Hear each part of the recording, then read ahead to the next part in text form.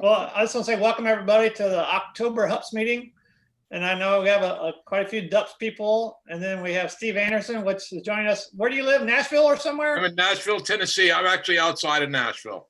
Yeah, he's a HUPS member, has been a member for several years, but we never met you, so nice to meet you. Yeah, nice to meet you guys. And he's going to be doing a program. I'll make it down. Yeah, I'm glad you made it. He's going to be doing a program for us, I think, December or November? Which one? November. November. Okay, November. Well, we're good. We look forward to it.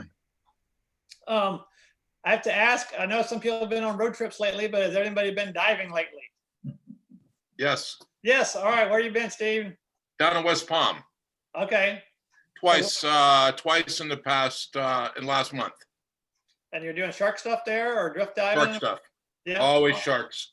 I know that's your thing, sharks. Well, good. Yeah. And hopefully we'll see some of those images soon. You will do. Anybody else? I just came back from 2 weeks in the Sea of Cortez on the Rocia del Mar. Oh, awesome. And you have a good time? Had a fantastic time. Okay, good. What were you on? Liveaboard, Rocia del Mar. Yeah, I know it. In the Sea of Cortez there. Yeah. Awesome. Water temperature was from 73 on the low end and 88 on the high end. And Wow. you could have both of those in the same dive. That's some variation. Good grief. Yeah. Yeah, maybe next fall I'm going to try to go. Right, Joe? All right. Okay, I guess, Russell, I saw you holding up a piece of paper a minute ago. Is that something about the BVI's reopening? Yeah, talk about that? Yeah, the BVI's are going to open December the 1st, but I'm not sure everybody's going to want to go because I think they're going to have a quarantine in effect. Okay. I'm still talking to Dive BVI, and I said I'd probably get back with them in December or January about our possible May trip. I'm not sure that trip's going to go, not until they get a vaccine. And I was going to read it, but that's basically all it says. They're opening December the 1st to traffic.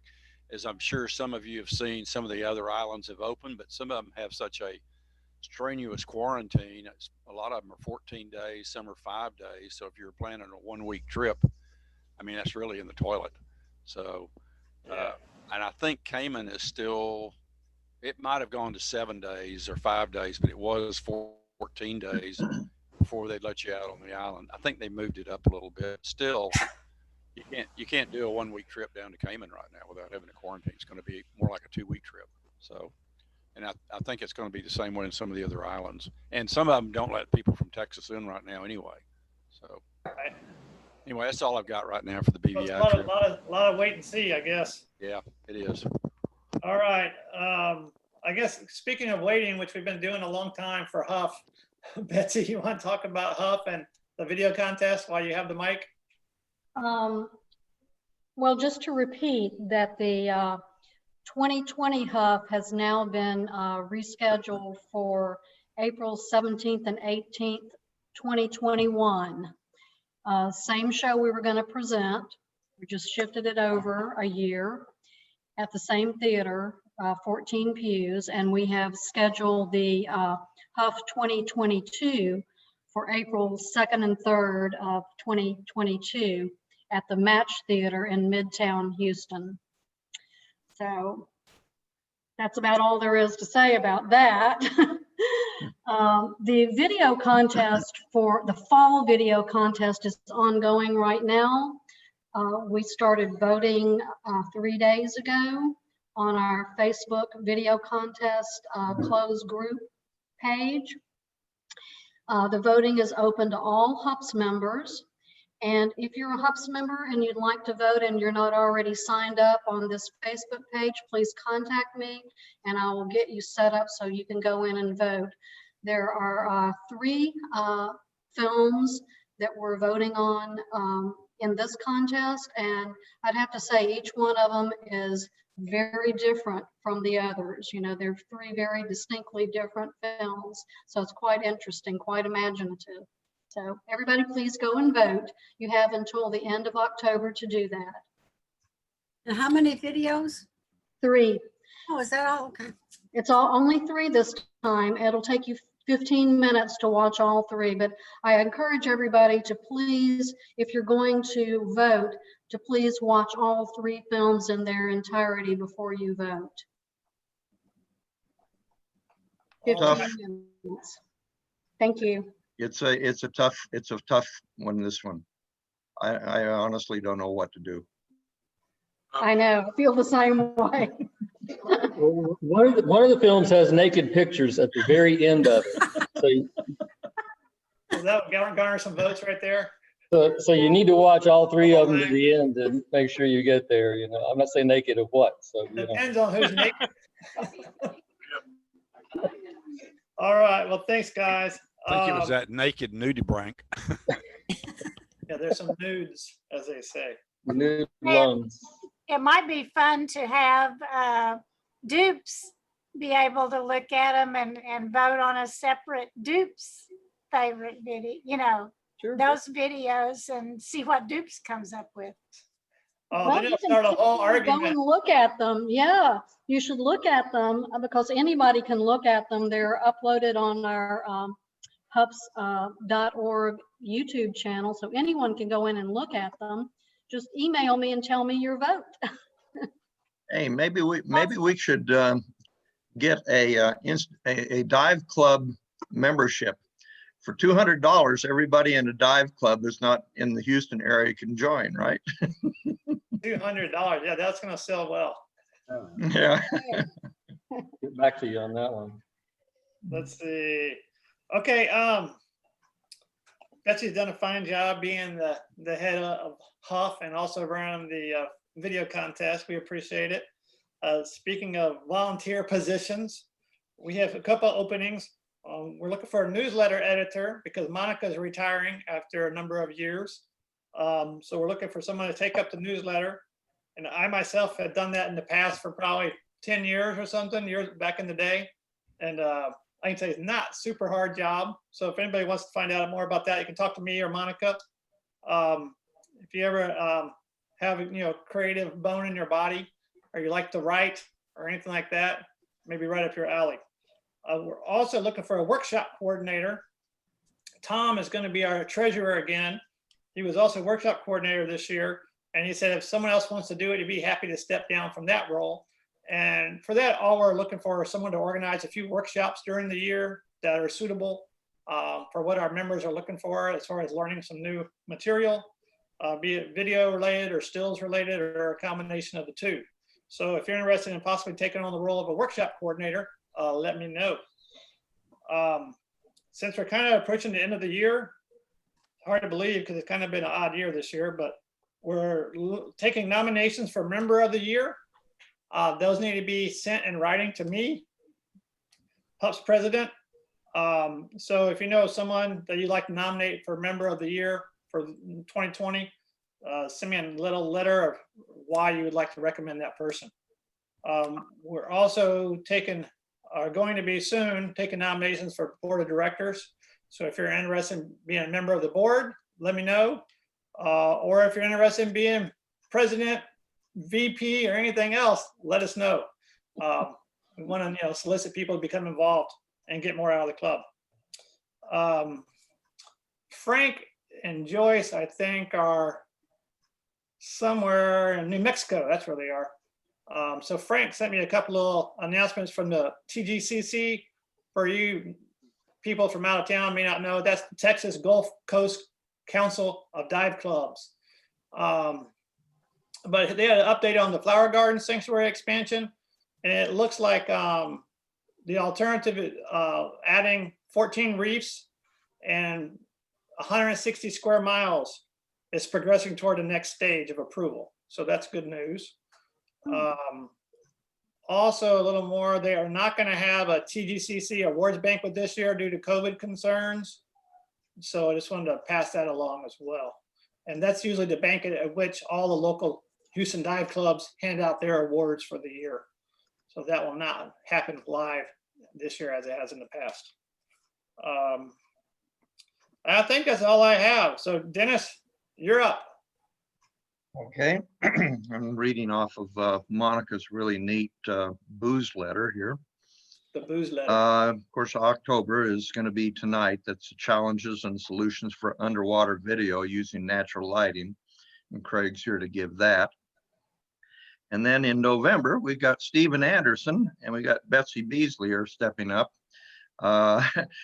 Stephen, I just put Sharks I've Known as your title. I don't have a title, but I think that gets it over pretty well. That'll cover it all. That's good enough for right now, right? That's good. Yeah. I'll surprise all of you. Yeah, I'm sure I will. He's the shark guy in our club for sure. I'm looking forward to seeing that. I'm sure you've got plenty of stuff I've never seen. And then we have our HUPS video contest. Once we get the results on that, Betsy will show the 3 films and reveal the winner. And then we go on to December, which since we don't have a best of HUPS party like we always do because of the COVID issue, I've invited Mathis Weatherall from here in town, and he's going to be giving us a talk on Wakatobi, or a presentation actually on Wakatobi and Valley. But we've also asked him to talk a little bit about planning on how to plan ahead of time to go get your video that you need for your films and presentations. Then in January, it's going to be Tom Collier, and we're going to be asking every member that we can to submit little snippets and things of video, and he's going to be putting that all together into our annual video extravaganza, which has always been fun in the past. February, I'm looking at either Barry Klein from out in Oregon. He said that he was interested in giving a presentation, or Mike Bartik out in the Philippines at Anilao has agreed to do one on mackerel, and of course he'll throw in some blackwater diving while he's at it. But it's either going to be February or it's going to be in April for them. Then in March, we have Marty Snyderman, Barry's buddy, is going to be talking. I think his is going to be primarily diving in Indonesia, focusing on the resort that he represents there.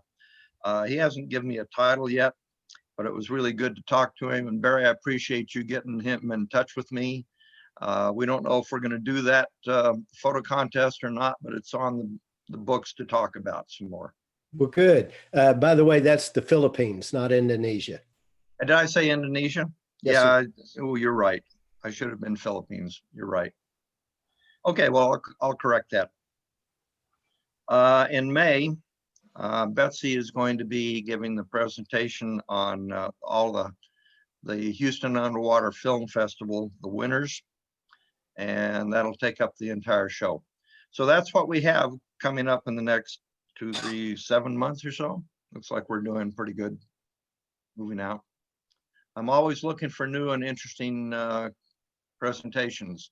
So if you got something that's burning in the back of your mind, let me know. Okay.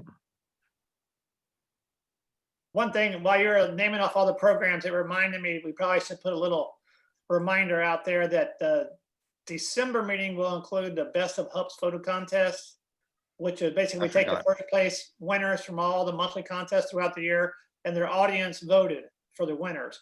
But what I really want to talk about was the creative contest at the December meeting. So if you're a big Photoshoppy guy, like Dennis's picture in the background there, the man of shrimp smoking a cigarette.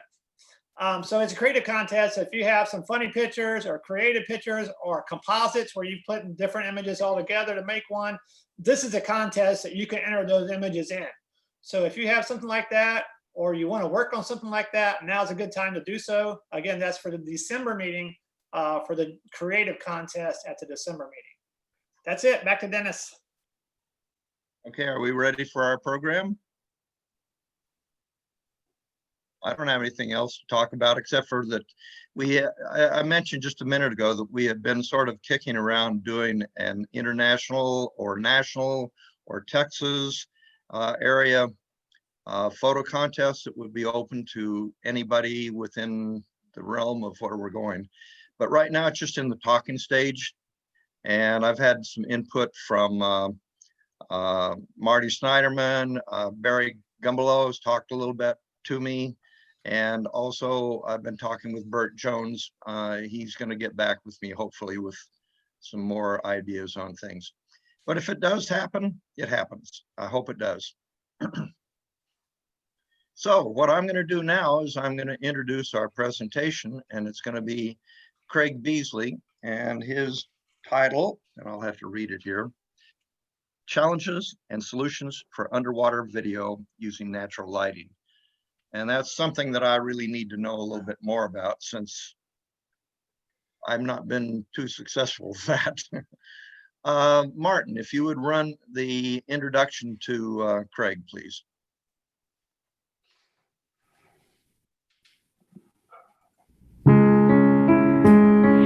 There's much that can be said about our friend Craig Beasley. We know him as a diver, photographer, and a very talented underwater cinematographer. But there's much more to Craig than just that. While we listen to him playing the Moonlight Sonata in the background and watch the amazing trailer he created for the Houston Underwater Film Festival, I'll tell you some of what I know about Craig. When he was 10, he moved to Houston from Kilgore with his family. From an early age, he was destined to be a performer. Here, Tuzi, as he was known back then, and his Adagio partner are performing their award-winning dance. Maybe I like him because we share a love for the piano and French horn. His skill at the piano led him to playing in a number of 70s rock bands, including Raspberry Moss, Saturnalia, and Circus. But I knew nothing of this until after I finished messing around on Jan Bofman's Baby Grand. He sat down and started playing the Eagles' Hotel California. Wow, was I surprised and impressed. On my second dive trip with Craig and Betsy, we landed at Cabo, rented a car, and headed up the Baja coast to Todos Santos, where we hung out at this bar across from Hotel California. It was a fun day. Later, on the boat at the Socorro Islands, we met and dove with people that are still friends. One of these, Don Myers on the left, met us in Dumaguete for 6 great days of diving in the Philippines. But I'm way ahead of myself here. Craig is very intelligent, with multiple degrees in mathematics from the University of Houston, Emory, and North Texas. His PhD led him to be hired by Western Geophysical, his only job, although through buyouts, he eventually retired from Schlumberger 4 years ago. Working up through the ranks a tough way, he was eventually rewarded by promotion to VP of R&D, VP of Operations, and was their chief geophysicist. Not bad for a kid from Kilgore. Back in 1977, he moved to Atlanta, met Betsy, and somehow convinced her to marry him. They have a son, Banks, who lives in Colorado and loves to ski. During his career, they spent time living in Singapore, Rio de Janeiro, and other places. Even in retirement, he is still in demand to present talks at international conventions around the globe, many of which end up as dive trips. A good job with side benefits. Craig was certified to dive in 1990 and has been a HUPS member for 15 years.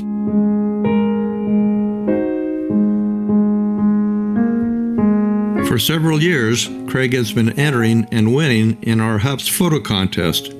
His still photography is as good as any.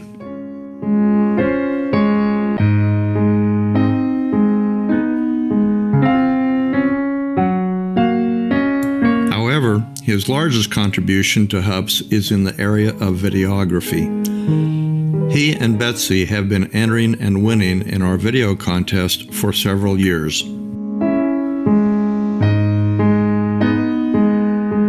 His film, Ghosts of Truck Lagoon, won the 2018 Scubaverse Film of the Year Award. Betsy and Craig have done as co-chairs of HUF is nothing short of Herculean. The effort, care, and organization to deliver this quality film festival is transcendent. That's all the time I have. Craig is about to stop playing.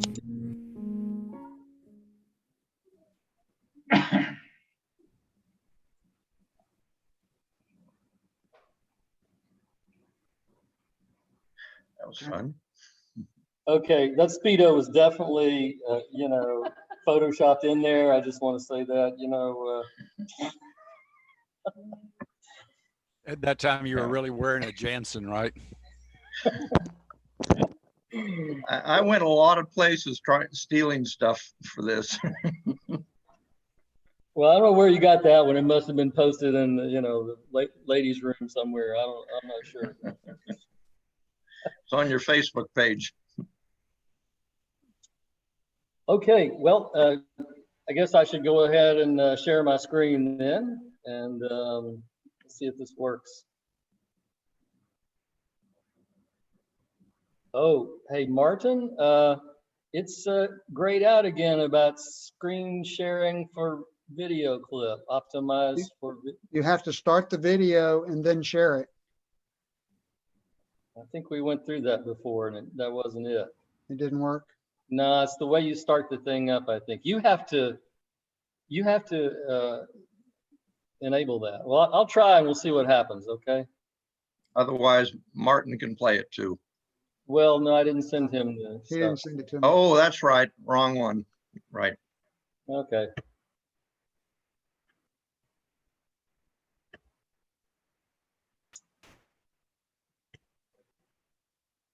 Okay, can you guys start to see my? Oh, Yes. I see your screen for sure. See all your emails. Oh, yeah. excellent.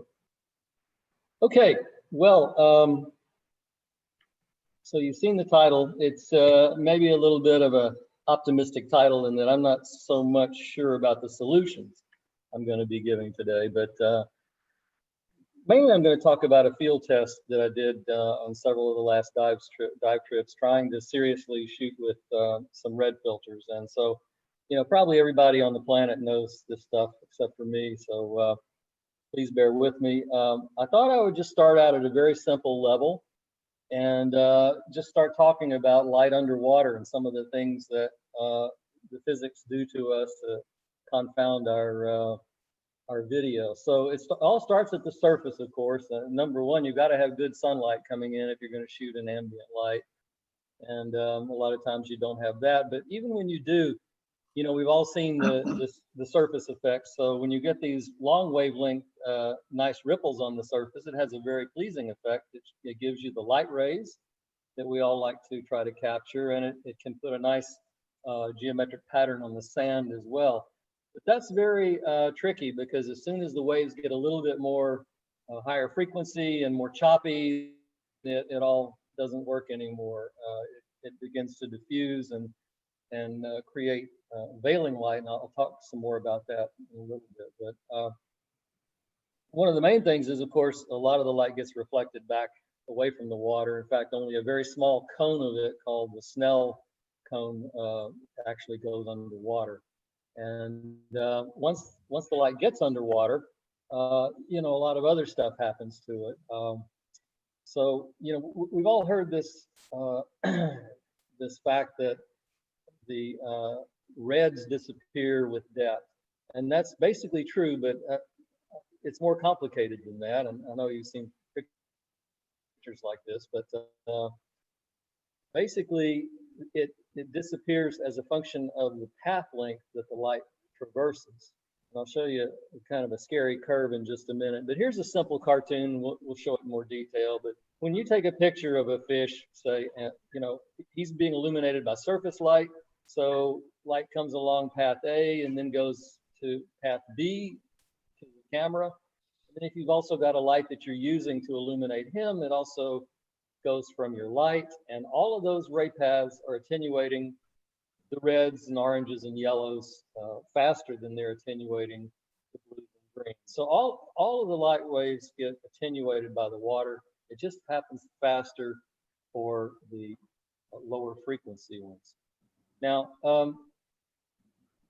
I thought maybe I had just cut some classes and, you know, freshman physics or something like that, because I was kept scratching my head. Now, why, you know, what's the mechanism there? There must be some simple explanation. And I started looking around and I could not find it. And finally, I went to some papers, and it turns out it's not simple at all. In fact, they don't agree on the physics of how it actually happens. It turns out you need to understand quantum theory, quantum mechanics, if you're going to get into this. So I just decided, look, we'll just accept. We see that the light, the red goes away as you go deeper, and so, you know. But it was surprising to me that there's not a real simple cartoon I can give you, but it's significant. These bars that you see right here, this is a very interesting graph, by the way. There's a good website called seafriends.org out of New Zealand where I stole these graphs from. But basically, these are showing you the depth at which only 10% light remains. So the way to read this thing is that at about 3 or 4 meters underwater, only 10% of the red light is still there. There's more of the orange and yellow, but there's, as you can see, significantly more of the blues and greens. So this explains why all of your photos are going to be green if you don't get green and blue if you don't get light on them from some other source or do something else. But here's the actual curves that control the whole thing. So it's a little complicated, but it's worth looking at to understand. What it shows you is for each different color in the spectrum, we're calling reds, orange, yellows, and so on, then it's going to graph on here the amount of or the percentage of absorption per meter. So that means for clear ocean water here, one. If I look at the point there, it's just a little above 40%. So that tells me that for every meter of water that the light goes through, it gets reduced by 40%. So that's a lot if you think about it. In fact, it's more complicated than that. My box is actually covering up the equation I wanted to show you. So at 3 meters, you just do a little calculation. If this is about 40% and you go through 3 meters, then you got to multiply 40% times itself 3 times. 0.4 to the third power is 0.64. So that means under the best of circumstances, at just about 10 feet, you've only got 1/3 of the red left spectrum, even at 10 feet. So it goes quickly, and you know, you can go through these graphs and see what happens. But this is just by way of explaining, you know, the magnitude of the problem. It's not just that, by the way. There's all this other stuff going on in the wall that people are still trying to understand as well. I'm not really going to go into it, but we see a white veiling light, kind of a misty looking thing. The further off we look into the distance, even in very, very clear water, because of the phytoplankton scattering, and it blurs and gives this veiling light. So everything is conspiring against us. So I think it's easier to understand this with a picture. So here's a still that I took out of one of the videos from Komodo with natural light and the filter that I'm going to talk about. Let's just look at it. And here I've used one of the red filters, so a lot of the colors are showing up. So suppose you have a camera down here in the lower right-hand corner, and you're looking at the ray paths for some of these images. So for this fish here, maybe the light comes at an angle like that. It starts out as white, and then it loses some of the red, so it becomes kind of bluish by the time it's illuminating this guy. And then on its way back to your camera, it starts out at that blue. It's already been attenuated, and now it gets attenuated, the red's even more, and when it gets to the camera lens, it's a pretty dark blue at that point. But it's complicated because if I take something that's further away from the camera lens, it doesn't have as much of a problem being illuminated from the surface, but because it's a long way away, it still has a very long travel path to get to the camera, and so it may end up being very dark as well. So basically, everything that you try to do is going to be attenuated. If I add one of one of these nice big blue lights, then and it illuminates something close to me, well, it's going to lose a little bit of the reds as it goes and hits the target and comes back to the lens, and it's lost even more light. If it's trying to illuminate a long ways away, well, you're out of luck. That's why we have this rule of thumb that says, you know, your lights are only good for a meter or two underwater, because it's got a two-way travel path. You lose 2 meters on the way to the subject, and you lose 2 meters on the way back, and you have very little red left, even when you've got nice, powerful lights. So that's the issue. You can see even in the back of this photo, things that are very far away. Even though I'm using a red filter, there's no red coming from those things, and they're very dark because of all this attenuation going on. Well, so what can we do about this problem? And so let's talk about some of the possible solutions. And I kind of listed them in the order that probably I've tried to deal with it myself in the past, you know. So the first thing is just, hey, ignore the thing, just hit that record button and shoot some video and try to sort it out by boosting up the reds when you get back home. Or you can mess a little more sophisticated. You can mess with the camera settings. For example, if you look through your menus, you may find in your camera that you actually have an underwater white balance setting. So this gave me a lot of hope, but that was not well founded, it turns out. Or you can try to do a custom white balance. And this is actually what got me started to do this talk. I was going around looking at some YouTube videos explaining how different people deal with this. And there was a very nice German lady on one of these channels. They're kind of affiliated with some vendors as well. But she was explaining that because of what you do, that the light changes every meter, that you need to carry a white balance slate with you, or something that you can use to do a custom white balance. And then every meter that you move in depth, you have to redo your custom white balance. And so I didn't laugh, but I was just kind of thinking, my God, you know, when are you ever going to shoot? You're doing nothing but white balancing. So there's issues with each of these things. So the first one, you can't solve it in post-processing unless it's just a very, very small problem, because the affected light that you're trying to change, the reds, let's just call them reds for right now, are very severely underexposed. And so you've got, even if you've got some red there and you try to boost it up, then you're going to have a terrible noise problem because it's so underexposed. And we'll talk about these in more detail in a minute. The underwater white balance is actually pretty nice if you have a small attenuation. If you're in a very bright place and you know, it's clear water, you know, you can turn that on and do some good for sure. The custom white balance does try to balance to restore the reds, but it still has this problem of depth and distance dependence.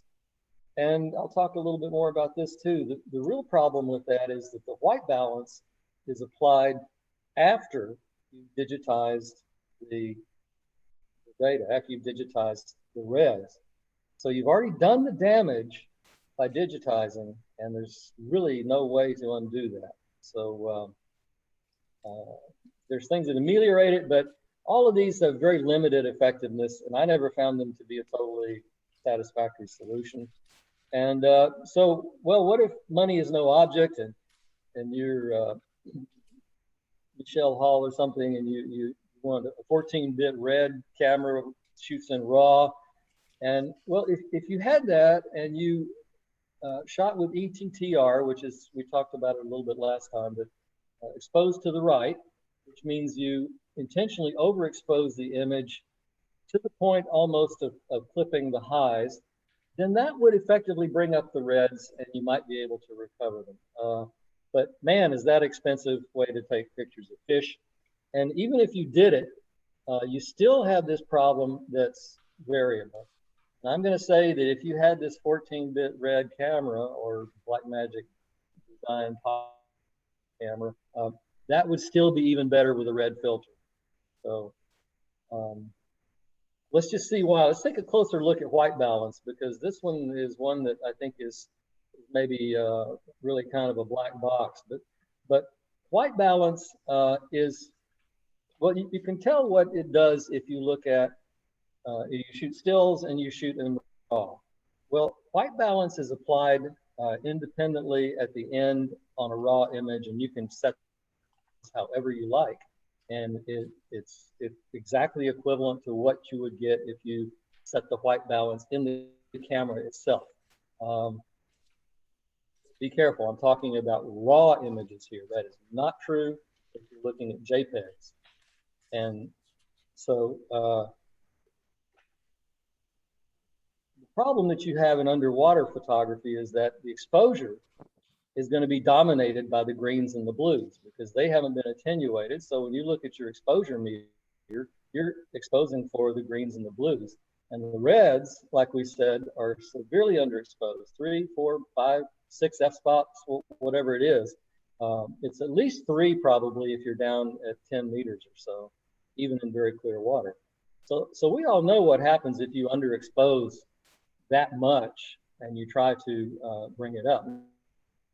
Now, if you've got one of these very, very high ISO type cameras, then you have a lot more flexibility and latitude, but still it's going to add noise to the image. So the signal to noise is going to be very low, particularly in the reds, and you're just not going to be able to bring that up in a white balance operation. And the main problem with that is that even if you have sort of an ISO independent camera, so to speak, your analog amplifiers are very good into things so that you can amplify the signal. You end up with very blocky sampling because even if you've got 12 bits in your raw file, if you're underexposed by 3, 5 f-stops, you may only have a few bits that you're trying to use to represent the entire red spectrum. So it's going to be very blocky and show you a lot of noise. So that's just a quick tour through the white balance. Again, if you had 14 bits of resolution and you shot ETTR, you would get a whole lot more bits on that weak red signal, but it just depends on how bad it is as to how much good you can do. So that's why I say even recording and processing raw data will not cure those sampling issues. So, okay, if you're not shooting raw like we do in video, most of us can't afford to go out and buy don't want to spend the money. Maybe we could afford it, but better things to do with our money. So we're basically then compressing that already poorly sampled red spectrum into an 8-bit video. So you have very little chance of recovering much of that signal once it's been converted into video signal. So that's kind of a thumbnail of why you're screwed no matter what you do.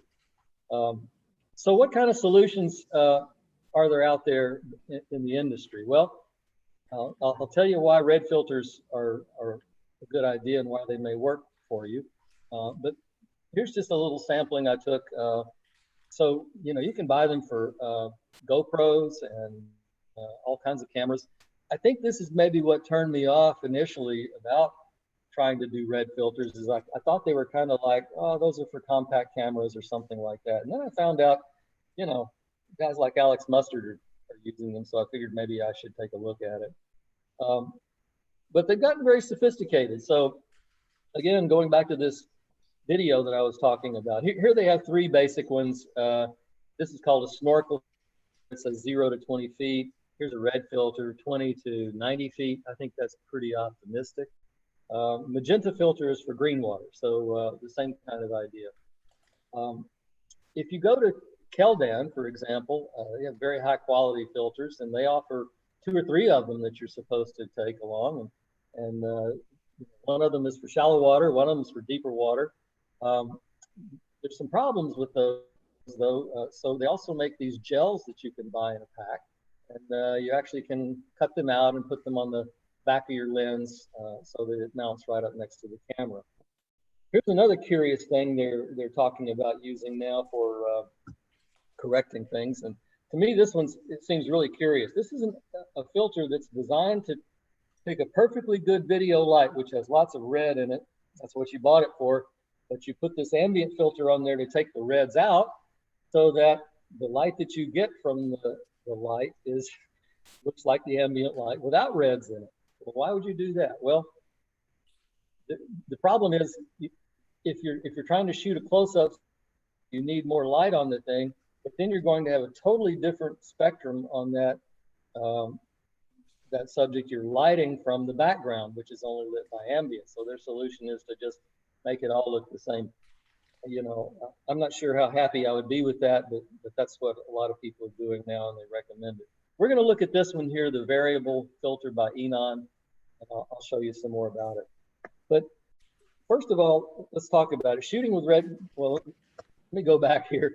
Just point on the Keldan page, it says it converts ambient light to white light. Well, I guess, you know, if you get really particular, that's true, but it doesn't, it leads you to think that somehow you're converting some light into red, but you're not doing that at all. You can't add red with a red filter. In fact, what the red filter does is it takes out the blues and the greens. So don't be misled by that. Your exposure is going to be reduced by 2 or 3 f-stops or more. So that's one thing you just have to live with if you're going to do this. But what this does is this balances the spectrum towards the white spectrum in the analog world. So this balances the spectrum of the light coming into the lens before it gets sampled. So that means now you're going to have to shoot at high ISO, but at least the reds, greens, and blues are all kind of the same. So the exposure is balanced between them, and then you can do your digital sampling, and then you can do your white balancing. So while it may add some noise, at least the noise is uniform, somewhat uniform among the reds, greens, and blues. And so the idea is that you may be able to handle it better in post-processing if you do that. The downside I mentioned is that the high ISO that you have to use can cause noise. And the good news, though, is that for video, that noise is typically random, and that responds very well to noise filtering, because unlike image consistency in the time domain, so it recognizes that the random noise changes from frame to frame, and it has a very effective filtering. But there's practical issues with red filters. It's still going to be variable with distance and depth. That doesn't change. And, you know, like I said, they're trying to sell you 2 or 3 different ones. And I could just see myself underwater fumbling around with 2 or 3 different red filters, trying to put one on and take one off and not drop it and so on. They're not Deavenport friendly. So you may have to put gels on the back of your lens. And you know, all of this means that in practice, you may actually have to plan your dive and say, okay, I'm just going to put 1 filter on for the entire dive, and I just go with it. That's what I have to do. So until this Enon filter came out, that's kind of where you were. And the real problem that we have in all this, of course, is that video exposure doesn't allow you much flexibility. We're kind of locked in on our shutter speed at, say, 1 over twice the frames per second.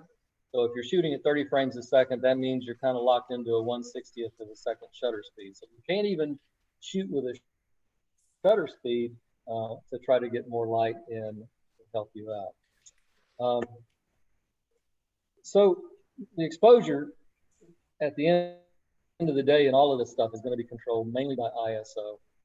When I find that I'm basically shooting at the widest aperture, I use zoom lenses, so that's not that wide. It's about 3.5, 2.8 maximum or something like that. So you're shooting wide open and with a fixed shutter speed, and you're kind of letting the ISO control the exposure. Well, so here's the Enon variable red filter, and it's made with a polarizing action. So it's 2 polarizing filters that rotate that make the amount of blue and green that it attenuates variable. It's a 67 millimeter screw mount, so it allows removal easily underwater, or I mount mine on a flipper, and so I just flip it out of the way if I want to do something else. On mine, it can actually mount on some domes. On the little small 4-inch dome, you can actually put one on there, but it's limited. One of the big domes, you can't. It has easy adjustment for depth, distance, and changing lighting conditions. You just rotate the filter. And to me, it reduces the overall complexity of the thing. and solves the problem that you often see too much red in your red filter. And but it still has this fundamental issue of the high ISO shooting and noise. So we'll talk about that. And it's not that expensive. I think you can get it for between $150 and $200, you know, paying tax and delivery and everything. So, I mean, it's not the same as a small cheap red filter that I'll show you in a second, but just one other thing I want to say about this, and then we'll get on to some examples, is that being polarizing filters, there may be other advantages to this, and I actually have observed some of this in my films, and I'll show you an example. The veiling light that makes the background look kind of milky and white in underwater settings is actually has a high degree of polarization. This has been known for some time. People study polarization of light underwater because some animals use it to navigate. But recent research has shown that that polarizing filters can be used to improve contrast underwater by attenuating that veiling light. So here's an example from a recent paper. I'm sorry, it's not very large, but if you look at the top 3 images here, they have orientations of their polarization listed by the double arrows in the upper right-hand corner. So this one is polarized, is a polarizing filter that allows light through, that has a polarization vector that's horizontal. This one allows light through that has a vertical vector. So there'll be a quiz on this later, by the way.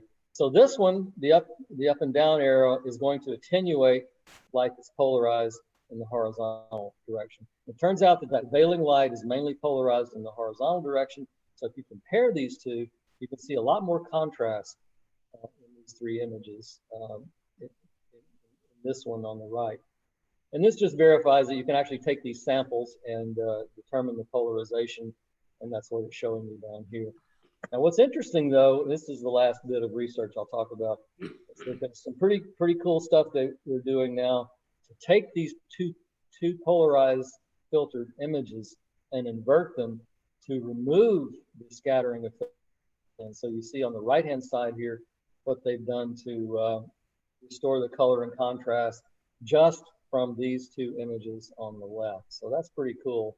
And maybe one day we'll have a plugin in DaVinci Resolve that will just do this for you, but I'm not holding my breath.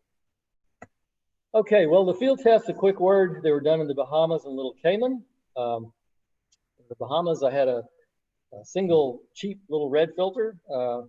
It gave me pretty decent results, but the filter gel fell out somewhere in Little Cayman, so it kind of killed that test.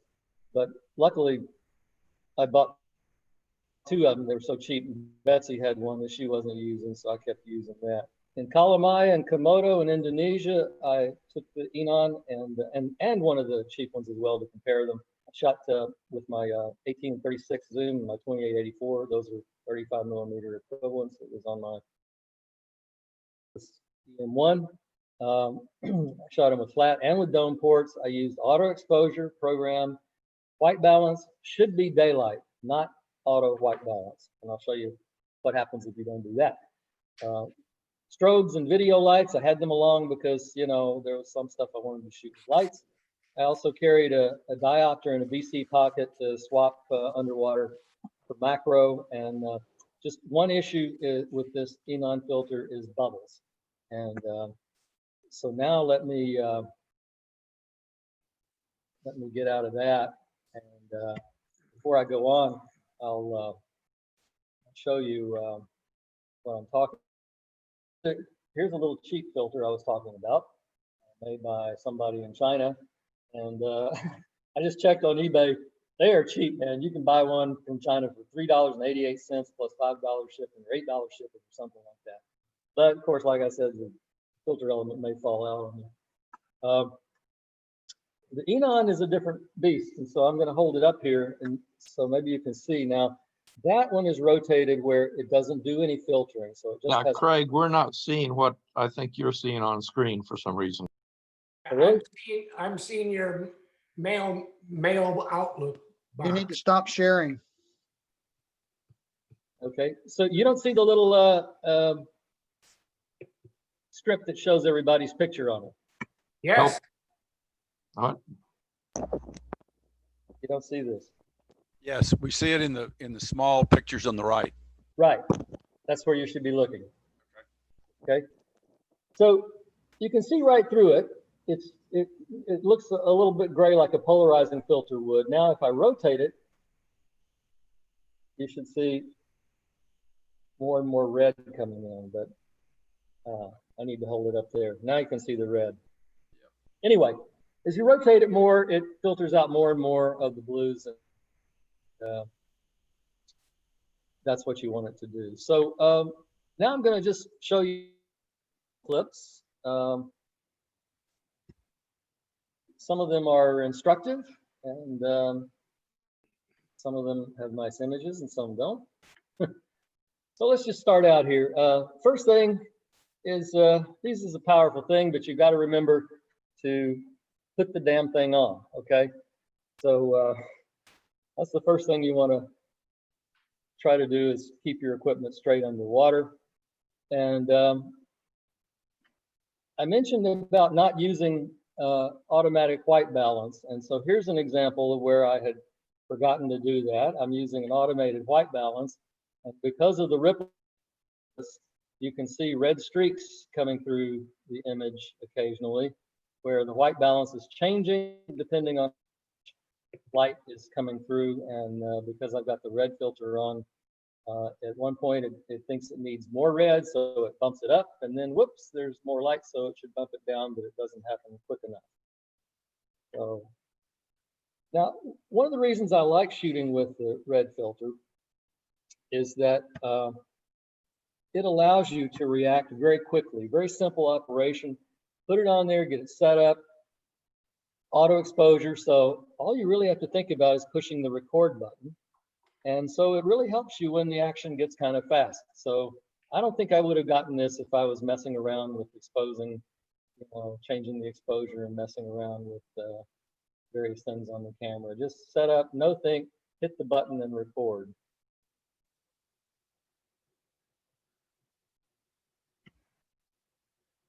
Now, some people have said, well, can you use it for stills? And the answer is yes. But with the stills, you kind of need a long exposure. So here I'm using a pretty long shutter speed on the still. And fortunately, these lemon sharks don't do a whole lot of moving around.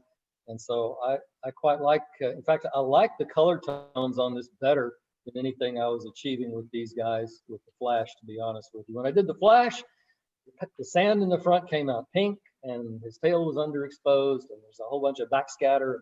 So I thought that was pretty cool to get that.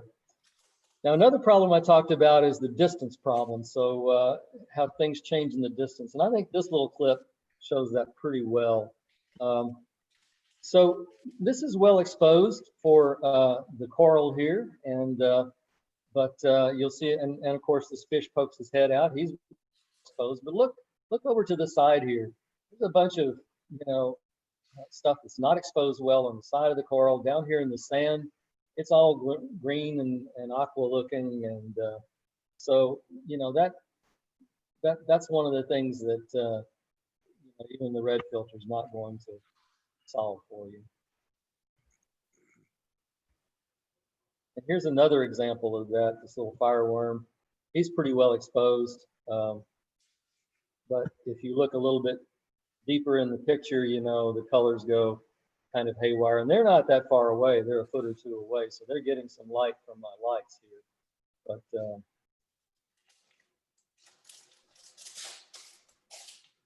so lights aren't going to solve that problem for you. Now I'm going to show you one of the few one-to-one tests that I have. And this first little clip that we have here was shot in Little Cayman, and it's shot using just the single red filter, actually, not even the variable one. And let's just run it.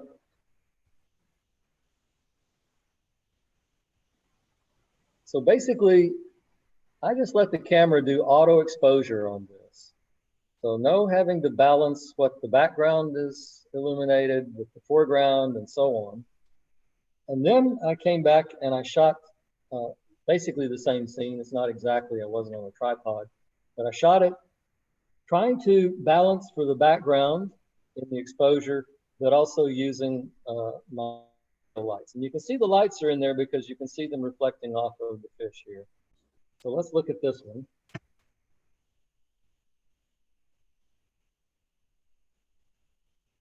So this is a matter of taste as to which one you think you like the most. But let me stop it right here at the end, and I'll show you one of the things with the lights. You can see that you're getting suddenly a lot of backscatter off of the sand particles in this darker area from using the lights. Now I thought this was a good one to compare as well, because I mentioned the issue of high ISO noise and how video filtering is pretty effective at dealing with that. And so here I've taken the clip that I showed you just now, and I've zoomed way in so you can see some of the video noise. And I've split the screen. On the right-hand side is unprocessed, so it's got all the video noise on the right-hand side, and on the left-hand side, it's after noise filtering. So I'll just run that, and you can see what I'm talking about. You can see on the right-hand side here, a lot of noise, particularly down in this area. And you can see on the left-hand side that it's done a pretty good job of cleaning it up. Now, this stuff is still very deep in the picture, so you're not going to expect it to be, crystal sharp and all of that, because it's probably about 20 feet away, 25 feet away from the lens. But the ability to attenuate the noise is pretty impressive today, especially with the smart filters that they have, AI and all that kind of stuff. So the final comparison here is, again, the natural light with the red filter is on the right, and the one with the lights is on the left. So I'm going to run that and have it repeat a few times so you can look at different things.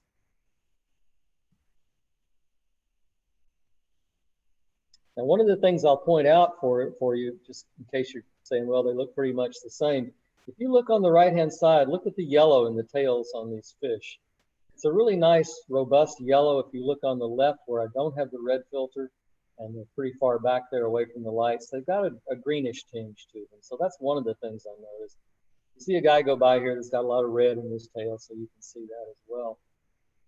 But also in the background, you can see you're getting this higher contrast from the formation here on the right, the same kind of thing. So I think this may be evidence of the polarization helping out a little bit. I wouldn't bet my life on it, but looks like it to me. Well, here's another lesson in life. I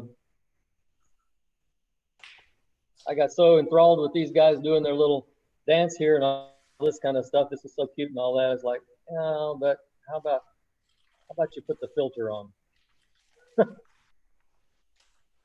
This just shows you how much of a difference the filter will make.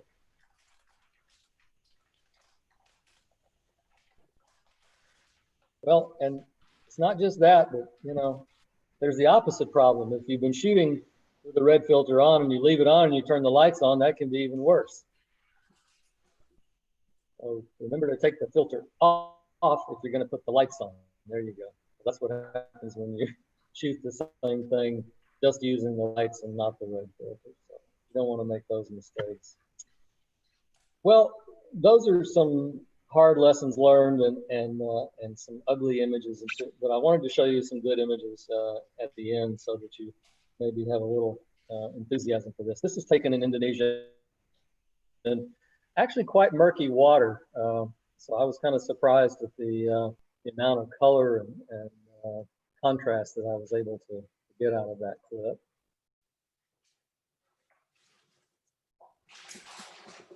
I said murky, but this is really murky. And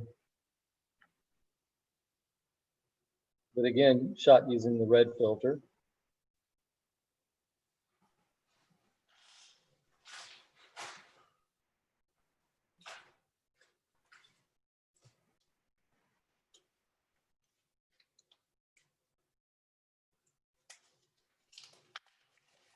And now I have a little comparison of those clips also side by side, because to appreciate that manta clip, I think you need to see where it started. So the left side is what came out of the camera. The right side shows you what's hiding down under there. You've been able to record some of the red information. Turns out the red is also important in getting a good color for the water, not just the red creatures.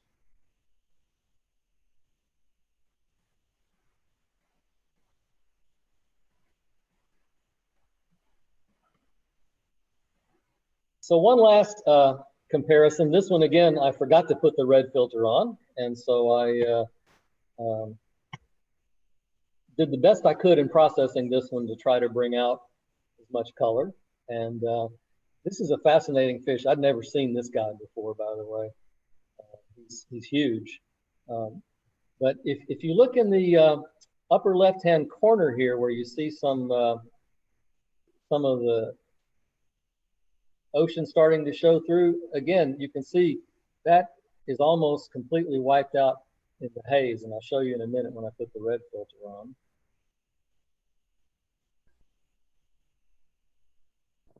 Here it is with the red filter. Now you can see the nice blue water back there as well as all of these colors coming through here. Craig, I think that's a unicorn fish without his real extensive unicorn. It's a surgeon fish. It turns out it's a surgeon fish. He's got this little knife back here, like, you know. But I'd never seen. You know, I got back on the boat saying, "My God, what is that?" And I showed a picture, and this woman knew that it was a surgeon fish, so we looked it up. Anyway, he's a pretty ugly guy. So I think the unicorn. Maybe called unicorn too, but he's definitely a surgeon fish. You know, what's the gold standard? Well, maybe flash photography. So I took a nice picture of him. It shows you here, though, he didn't like me taking flash. So one of the things about using the natural light is that fish don't seem to run from you quite so much. And they're much more calm and let you get closer. And but you know, when I look at this now and compare it to the video, it seems a little plastic to me. You know, everything is like uniformly illuminated, and you don't see the nuance and the what you see in the video. So it's not fair to compare still with video. I know that, but that was just kind of my feeling about it. And so, you know, it can be really beautiful when you get it right. This is another one from Cayman, and the thing is, you don't really see much red here, but of course you need reds to make the white color. So these silvery black corals here just wouldn't have this nice white color if you didn't have the full spectrum of light there. So,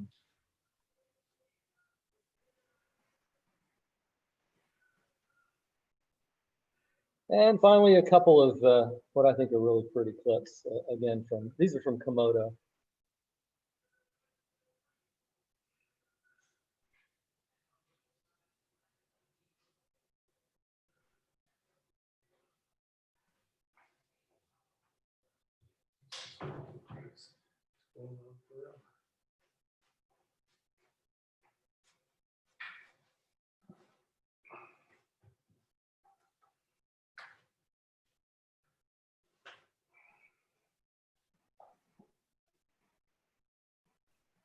And some of the famous Komodo current coming over this little ridge here.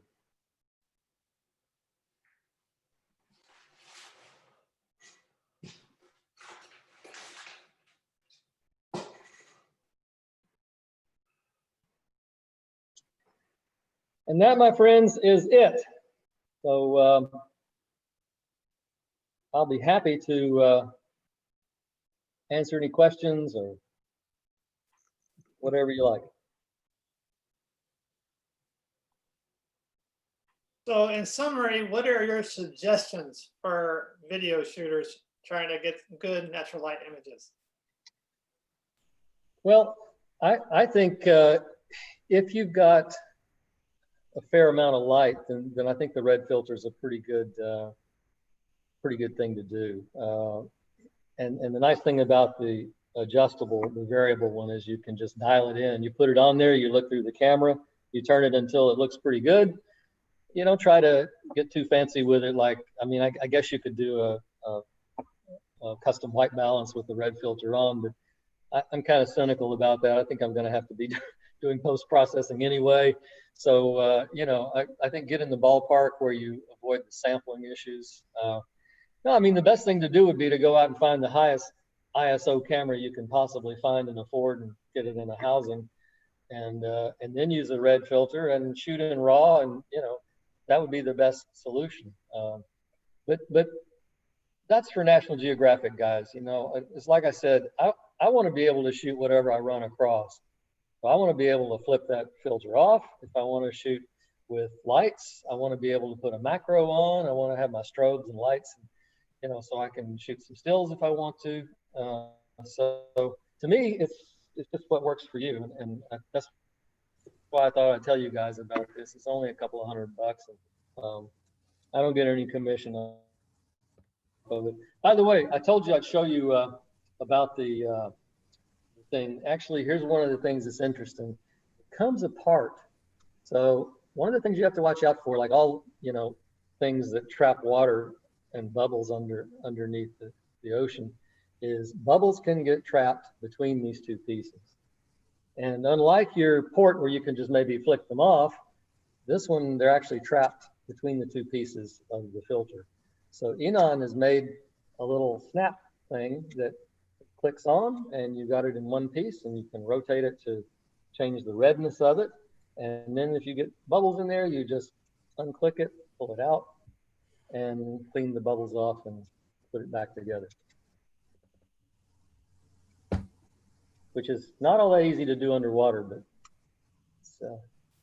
it beats having to live with the bubbles all the way on the dry land. So. Yes, Craig, I took the time to look it up. It's a hump nose unicorn fish, and it is in the surgeonfish family. It's the surgeonfish. Thank you, Dennis. Getting ready to tell you the same thing. Hey, I have a question for you. Have you done a custom white balance with the red filter?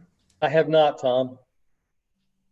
But I think, so to me, again, that's kind of gilding the lily a little bit. If you're going to kind of balance the spectrum with the red, it could still be unbalanced, and it certainly wouldn't, there'd be nothing wrong with doing that. I mean, any kind of red filter is going to bring the reds closer to the blues and greens, and the white balance is going to work better for sure. Yeah. Well, I have not done it successfully. I've tried. Oh, really? Yeah. Okay. Well, you're ahead of me. I don't know how to do that on my camera, so, you know. Well, I have this glove, you know, that's got a gray palm on it. I know. Yeah. The famous gray glove, I know. That's what stopped me. I couldn't find a gray glove. Otherwise, I'd be. So are you using this on where you screw it on the front of a flat port? Or what kind of setup are you using? Yeah, so I have a Nauticam housing and have their Nauticam flip filter, 67 millimeter mount, a flat port. And so then I just screw that onto the flip filter mount, flip it out of the way, or flip it back in line if I want to. It turns out Nauticam makes for that small 4-inch dome for the Micro Four Thirds cameras. I think it's the N85 series. On that 4-inch port, you can actually buy a flip filter for the 4-inch dome port as well. And so some of that stuff was taken that way as well. I think it only works with the zoom lens zoomed all the way up, though. I think you get vignetting if you don't zoom it all the way up.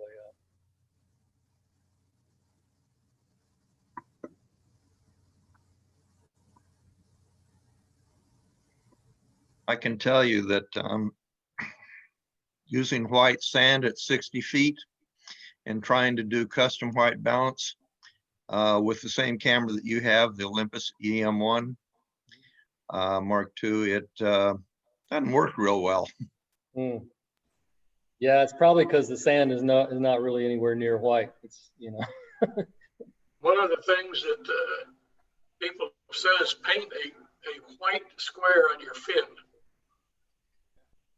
Yeah. And you got it with you all the time. It's bright white. And there it is. Yeah, it's just an extra step is all, you know, and I've got enough steps at the moment. So I'm trying to, I mean, I think it's a good idea.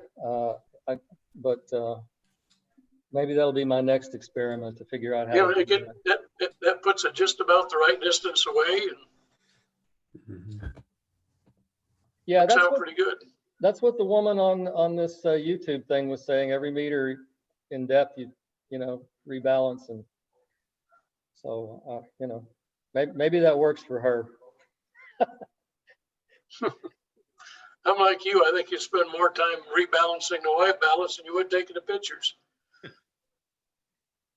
Yeah, the one thing I think you don't want to do is get too strong a red filter. Up really shallow. If you use one of these things that's meant for about 20 or 30 feet, you get too much red in there. And I know we kind of wave our hands and say, I'd love to have too much red, I can get rid of it. Well, actually, it's not that easy. If it screws up the color of your water, for example, it's hard to get it away from purple, I've found.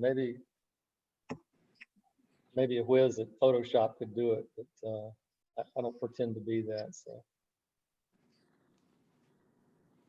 Well, there are ways in DaVinci, and I'm sure that other high-end editing programs allow you to do very limited ranges on colors so that you can do customize.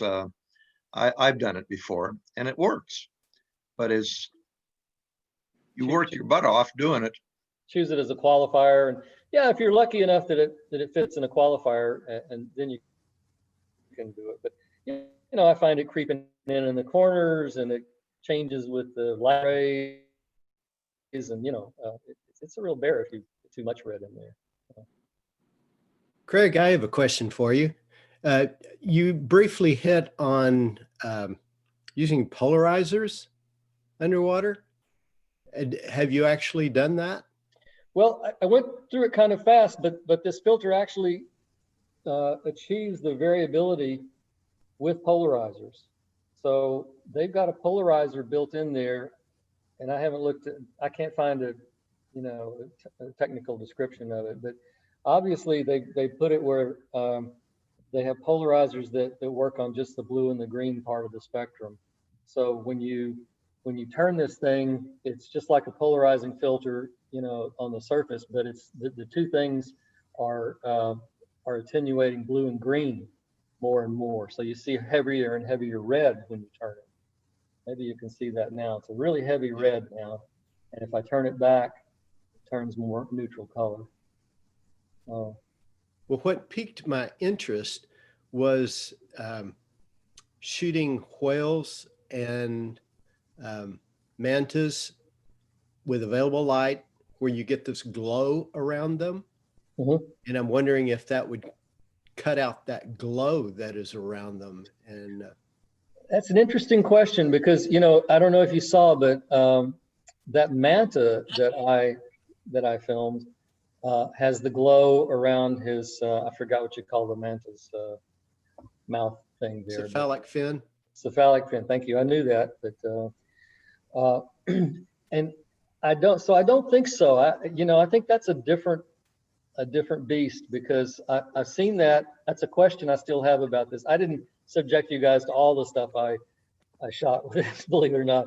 I had some that I shot on a really, really murky dive in Komodo, where it did what it was supposed to. It brought color to it, but everything had that glow around it because it was really dark. And I don't know if that's a high ISO artifact or if it's physics going on, or I need somebody smart to tell me what that is. But that's on that manta film that I just showed. Yeah. Yeah, what you see, I think, on the white glow is everywhere that you have the sunlight is hitting the is the bright on the brightest areas, and it's reflecting off of it, and then it's hitting all of the trash in the water. You get that white glow, and I think it may be polarized. The reason I say it's polarized because it's hitting a flat surface and coming off, but then it's also hitting all of the trash and coming into your camera as that glow around the lightest areas, the ones that are brightly lit. Right, which is one of Ben's, I'm sorry, Craig, I know of Ben Beasley, one of Craig's first slides showed about the polarizing and then coming off of plankton in the water. Yeah. And that sounds exactly like what Dennis is talking about. Yeah, the only reason I'm curious about it is, remember, I shot that manta with this filter cranked up to attenuate the polarizing, to attenuate. Now it does only hit polarized light in the blue and green spectrum. So it's not a full polarizing filter. It doesn't hit everything, but I find it hard to believe that it would just be the reds that are making that glow. I think if it was the reds doing it, you'd see a red tinge to it or something. So I really don't know. It's a question I've wondered about, and I'm interested that everybody else is curious about it too, because it's quite irritating. It makes you think that that research paper I showed might be able to solve it, but if you look at their pictures, they've got glow in them too. So it may be something we don't know about. Yeah, well, it's something I don't know about for sure. You know, just like when you wear polarized sunglasses, you know, they have to be oriented the right way to match that way the light's coming. So maybe the same thing with the manta ray or the pectoral fins of a whale. You know, you'd have to have an adjustable angle of your polarizer. I don't know. Yeah, it's like when I'm driving down the road and I lose my heads-up display because I got polarized lenses on it. Yes, exactly. I'd be curious as to other videographers in this group as who uses the red lenses and who does the manual white balance, custom white balance. Well, anybody that's using a GoPro is probably using the flip filters, and I've used them many times, and they really do work. The only problem I've found with the flip filters is that they are made out of a plastic, and that if you're using really wide angle with a flat port especially, you're going to get an awful lot of chromatic aberration. You're going to see the blue and the greens and the yellows that are going to be fringing out towards the corners. And that irritates the hell out of me. Some people, it doesn't bother as much. The other the problem Enon is a high quality glass. I think it's glass. But so let me put this, since we were talking about the glow thing again here, let me just put this image I showed back up. This is out of that paper I was talking about. So here you have, look at the top row, A, and that's taken with a horizontal polarizing filter. The one in the middle is taken with a vertical polarizing filter. So that means it allows things vertical through there. And this one is supposedly removing, you know, all of the scattering and all of that kind of stuff. But I still see, in particular down on this one that's very hazy, I see this glow in there that we're talking about, particularly up in the top here. So it'd be interesting to contact these guys that wrote this paper and, you know, ask them about it. They obviously know what they're doing. So.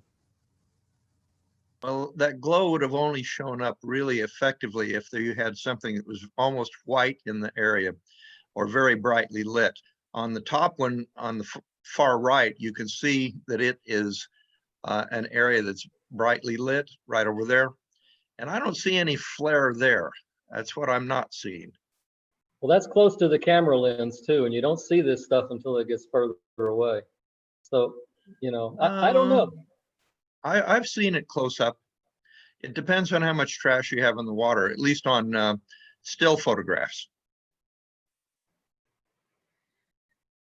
Yeah, I don't know. If I knew, I would tell you. We can speculate. You know. Craig, do you know if these two images in the top row were layered and then the result was image 3? No. What they do, there's a bunch of mathematics. If you want to, I'll send you the paper. But these were taken with a tripod. The camera was, these are done in Australia, by the way, on the Great Barrier Reef. This paper's about 10 years old, I think, maybe a little more. They mounted the camera on a tripod and they put polarizing filters, just normal, not a colored polarizer like I've got, but just a normal polarizing filter, linear polarizing, and these things show the direction of the two filters. And because these things are orthogonal, then they have a model of attenuation, and they can actually produce a depth map out of this, or how far the things are away from the camera lens, and they correct the color based on it as well. So I haven't looked into the mathematics, and I'm not sure I could. I don't want to, so I'm not sure I could anyway. No, it's not what I'm planning to do tonight, I'll tell you that. So, no, the image on the right is produced pixel by pixel, looking at the pixels in the two images on the left. That's what I got from the paper. Gotcha. And there's some other more recent work. If you guys remember, there was a big splash about some Israeli research. I think Tom sent it around maybe a year or so ago. And it's the same kind of thing. They have a model for all the different scattering stuff in there. And you know, the key to this, though, is that they collected polarized light to start with. And that allows them to know, you know, what the particles are how they're polarized to begin with.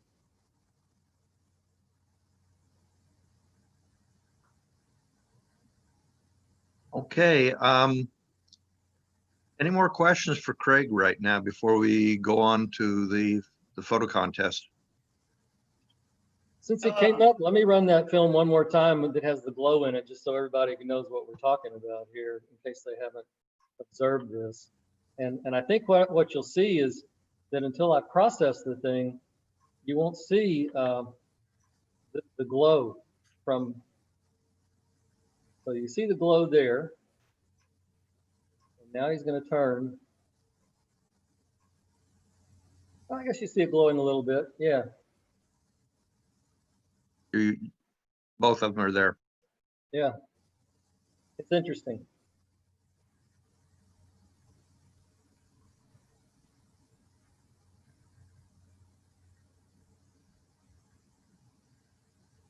Yeah, if we could figure out a nice, expensive way of selling people gear and getting rid of that glow, we could probably make some money off of this deal.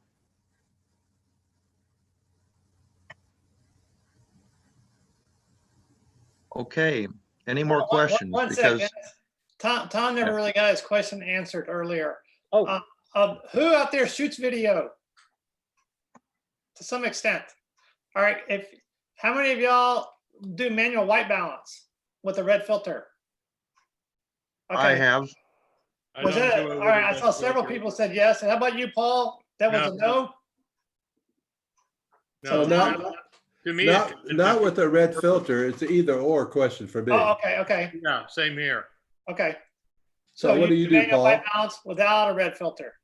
I try to white balance, and if I can't get it right underwater, I have to fix it in post. I like to get it right going in. Sometimes it's not possible, but I'm kind of the opinion that if you try to white balance with a red filter on, you're kind of crossing purposes. Mm-hmm. You know what I mean? I agree. Okay. All right. So you don't shoot with a red filter, you custom white balance for the blues. Is that correct, Paul? I'm not sure if I understand the question. Do you use a red filter on your videos underwater? I do sometimes. Okay. I haven't obviously with the Asada yet, because I haven't used it yet. But sometimes I would. With the setup that I have on my gates with my AX1, I don't like the way a red filter makes things look.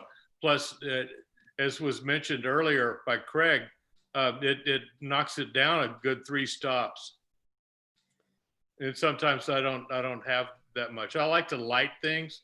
A lot of times what I shoot, I'm close enough to light it. But you know, when you're looking at larger animals or wrecks or what have you, or topography, or you know, you have to go wide, I always try to white balance. With that alpha that you've got now, you're going to not have any problem with high ISO. You got big fat pixels in there. Yep. Can't wait. Yeah. Can you go to 12,000 with that without seeing a lot of noise? They tell me that I can. I probably will never want to go that high unless I'm shooting like bioluminescence or something. Mm-hmm. But yeah, I think you can. Hey, Barry, what about you? Do you use the red filter or do you custom white balance? Sorry? What, Barry, do you use the red Oh. filter when you're videoing or do you custom white balance? I use auto white balance of all things, Okay. especially now I'm lighting stuff. Mhm. I'm using my big blues to light. And with the first couple of GoPros, the 2, 3, 4 that I used, I would put a red filter on the GoPro with auto white balance and lights and get perfect video. With lights. I got the 6. If I have the red filter on, the colors just don't look right. So I just leave the red filter off and use the big blues, and there's no problem. With shooting my D850 video with the lights, 850 with auto white balance just nails the colors perfectly. But again, I'm shooting very powerful lights. Mm-hmm. Okay. By the way, I did not mean to say that that custom white balance was a bad idea. I certainly don't mean that. And even, you know, it gets around one of the barriers that you have, which is that 8-bit compression that you're going to get your video, because you need to, since you're going to be compressing that, to get the reds and blues and greens as balanced as you can.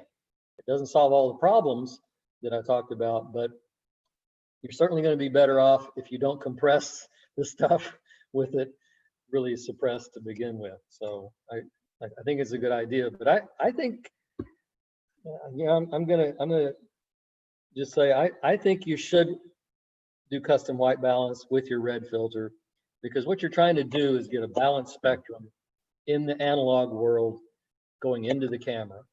So if your red filter doesn't quite do that, then doing a white balance is going to tweak that balance that you have. But that's just a feeling I have. I don't have experience with it. Yeah, I think that the auto white balance, I have used it quite a bit, and I see the same problems that you have, Craig, when the light changes, everything changes with it. It's like you're looking at it through a strobe, and it just doesn't work. The closer you are to the surface and the more you're turning one direction to the other, the worse it gets. Yeah. So, you know. But I shoot with auto when I'm using lights. I'm like, who said that? Barry, I guess. Yeah, when I'm shooting with lights, I shoot auto, you know. All right, Tom, you get your answer you're looking for? Anyway. Yes. Okay, any other questions before we roll the contest? Well, I just wanted to tell Craig that I thought that this was exactly what I expected from you. Very interesting, well researched, good examples.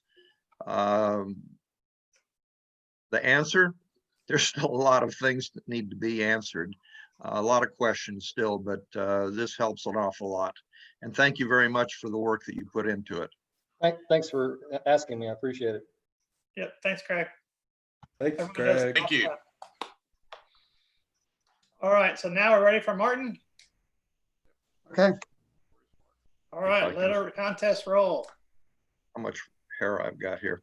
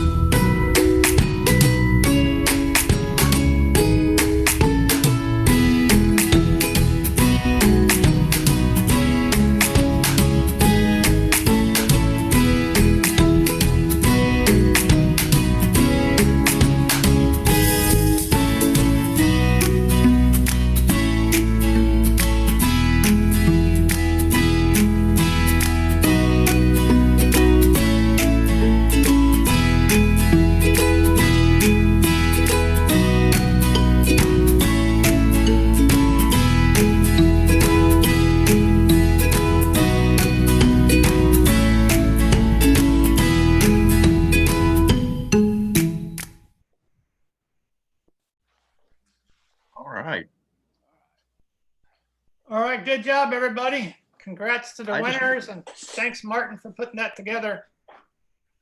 We I appreciate want to it. know when are the novice going to move up into the advanced division. It's coming. End of the year. Justin, really, and Kathy both. They're really good. Those Definitely. were great. Of course, those are my favorite little creatures. Those were all really great, all of your groups. Yes, definitely. All right. Can I make a quick announcement? Sure. This is something that we do at our club meetings. Judy Johnson has a birthday tomorrow. Ooh. Happy Happy birthday. birthday, Judy. Do we have to sing? Do we have to sing? Oh, I no, think that's she would pay you okay. not to. I guess I should have Craig Beasley play the piano though, or something. Ooh, Yeah, there you Craig, go. run over there. Yeah. Hey, Well, you ought to Betsy is- see what he's got to play on. He has got a, it's not a concert grand, but it's pretty close to a concert grand, Bosendorfer, which is a premium piano, and it sounds wonderful. I have a Steinway grand, Craig, so Ooh. if you're in Dallas, you can play it anytime. It's a full size. Is yours a full grand? Oh, Yeah, Yeah, I've got a Steinway too, but it's just a medium grand, so So this and one it's is older than I am, I think. they call this one a studio grand. It's 225 centimeters, I think, something like that. So it's about 7.5 feet long. mine's not a concert size or anything, but it's not a baby grand either. So I don't know what you call it. It's size up from baby grand. Yeah, mine is like 6 foot. all you guys are talents, like musical talents. I wouldn't know how to play any instrument. Well, I have No. a piano, but I don't know how to play it. I would love for somebody to come play it Clink, clink, clink, clink. or teach me how. Yeah, I saw Craig, you were in Paris, and I saw you had that, what did you do in there? I know you were drunk. I was not drunk. I was playing the piano, Dennis, and singing. I was just happy. Yeah, I was playing Blueberry Hill, actually. that's it. That's it. Again, Dennis, I guess you put it together, that whole bio on Craig. Oh. That was really fun. Those Oh, are I so love great. fun. Yeah. Yeah, you know what? And I was telling Craig and Betsy is I don't know why I like doing this so much, because I started off when Paul did his on Finding Nemo's Garden, and I just enjoyed it so much. I've been trying to keep doing that. It's tough getting all the information pulled together, but Betsy and Craig were nice enough to send me a lot of stuff. I have a lot of stuff that, because I've been diving with them quite a bit, I had some stuff to use, and it's just fun putting it together. Did a great job. Yeah, it's fun. It's fun watching those. I enjoy watching them. Yeah. I don't know Exactly, how all much those longer triggers. I'll be able to keep doing it. It takes a lot of effort. I know that. Sure. Yeah, you can tell it's really nice. I liked all those little early on dance pictures there. And, Oh, they were so that cute. was so cute. Hey, They were. what is this Tuesday business? Oh, it's a nickname I had when I was a little kid. Yeah, I mean, I thought you were going to say, Dennis, that I started chasing women at a very early age or something. Actually, there's a story behind that. We were like, I don't know, 5, 6 years old, and so for some reason I was taking ballroom dancing. Don't ask me. I mean, but we had a recital coming up. You saw us in the tux and everything. She was wearing a little tutu, and so at some point in this dance, now believe it or not, I had to pick her up, put her on my shoulder, At 5. and my father, typical, man, he'd never been to a dance lesson, to watch me, anything like that. He shows up, he fainted when I did. It's like, oh my God, he's gonna drop her. So actually, I found that girl, or she found me. I can't remember which. But we're Facebook friends now. So When I saw that it was an adagio dance, I said, I "What is lost this? everybody again. Something from back in the 20s?" I'm not that old, but you know, yeah. Yeah, well, there wasn't much to do in Kilgore, Texas, you know. I know you got out as soon as you could. Well, you know, that is the hometown of Van Cliburn, by the way. Is it really? I met Yes. Van Cliburn up at North Texas State one time. Yeah, and his mother, so, you know, gave piano lessons there and all that. I did not take piano lessons Yep. from her because, you know, the thing was, well, she's always going off out of town for band, you know, and blah, blah, blah, and you never get really piano lessons. But yeah, so my hometown is known, I'm like the #2 piano player out of Kilgore, Texas now. After Van Cliburn. Right behind Cliburn, right? Right behind Van Cliburn. Just a little bit behind Cliburn. All right, guys. Cliburn. Thanks so much for everything. Appreciate it. Thank you. Good night. Yeah, Good night. See you. Bye, y'all. Bye-bye. happy Bye. trails. Thank you. Okay, guys. don't forget to log in next time for a whole shark. You know, got lots of sharks next time. And don't forget to Okay, vote looking for the forward to video it. contest. See everybody. Yep.